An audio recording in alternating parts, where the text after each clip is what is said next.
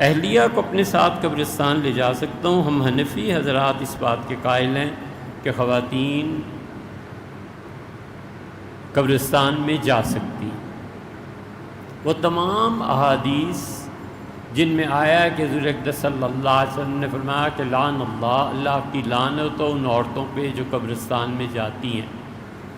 یا رسول اللہ صلی اللہ علیہ وسلم نے سختی سے منع کیا ہے، اس پہ متعدد مرتبہ تفصیل سے ہم عرض کر چکے ہیں۔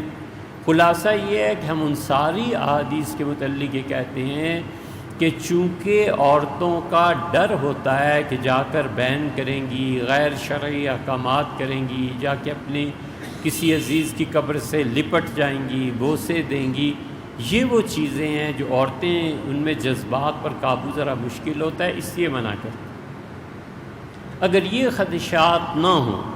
تو پھر کوئی حرج نہیں ہے، خاتون بھی جا سکتی ہیں، مرد تو جائیں گے ہی جائیں گے، کوئی حرج نہیں ہے۔ حضور اقدس صلی اللہ علیہ وسلم نے منع فرمایا تھا کچھ چیزوں سے، اور آپ نے فرمایا تھا کہ اس میں خیبر میں کہ کنت نہیتکم، میں نے تمہیں منع کیا تھا۔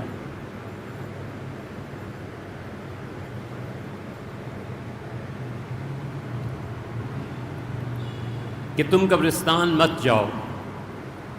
مردوں اور عورتوں سب کو منع فرمایا تھا۔ الآن میں اب تمہیں وفات سے کوئی 4 سال پہلے فرمایا کہ میں اب تمہیں اجازت دیتا ہوں، جاؤ، فَإِنَّهَا تُذَكِّرُكُمْ بِالْآخِرَةِ، اس سے تمہیں آخرت کی یاد آئے گی۔ قبریں دیکھ کے دل پسیج جائے گا کہ ایک دن میں نے بھی یہیں آ جانا ہے۔ تو حضرت رسالت پناہ صلی اللہ علیہ وسلم نے عورتوں اور مردوں کو دونوں کو کہا، یہ نہیں کہا کہ صرف مرد جائیں اور عورتیں نہ جائیں۔ تو جب انہوں نے پابندی اٹھائی ہے، جب لگائی تھی تو سب پہ لگائی تھی، پابندی دور فرما دی تو سب سے دور فرما دی، اس لیے سب کو جانا چاہیے، خواتین بھی جائیں۔ خاص طور پہ فخر الاسلام بزدوی رحمۃ اللہ علیہ نے اصول کی جہاں بحث کی ہے، وہ وہاں پہ صاف عورتوں کو قبرستان جانے کی اجازت دیتے ہیں۔ ہم تو اس کے علاوہ بھی ایک رائے ہے، بس فتویٰ نہیں ہے، رائے ہے کہ ہمیں کوشش کرنی چاہیے کہ ہم ایسی مساجد بنائیں جن مساجد میں عورتیں 5 وقت نماز کے لیے آیا کریں، جمعے میں آیا کریں، عبادت کے لیے نہیں، تعلیم کے لیے۔ ہر مسجد میں کوئی نہ کوئی درس ہوتا ہے، کبھی کہیں مغرب کے بعد، کہیں عشاء کے بعد، کہیں عصر کے بعد، کہیں ظہر کے بعد، کہیں فجر کے بعد۔ علماء اپنی اپنی سہولتوں سے وقت رکھ لیتے ہیں، تو یہ عورتیں آئیں اور بچوں کو ساتھ لے کے آئیں گی تو بچے کی گھٹی میں پڑ جائے گا کہ نماز کے لیے جانا ہے، امی جا رہی ہیں ان کے ساتھ اٹھنا ہے، خالہ جا رہی ہیں ان کے ساتھ جانا ہے، پھپھو جا رہی ہیں، پھر وہ ناراض ہوتی ہیں، پھر مجھے جانا ہے۔ تو اس سے اگلی نسل کی تربیت ہوتی ہے۔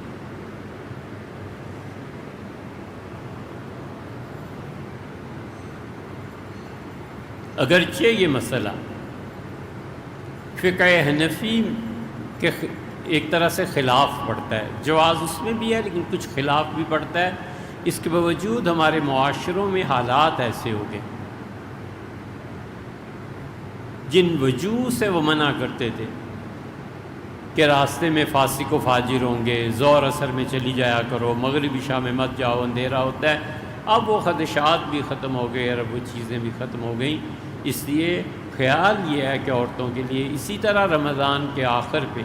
اعتکاف کے لیے عورتوں میں کے لیے الگ ایک جگہ بنانی چاہیے کہ 10 دن آئیں، رہیں،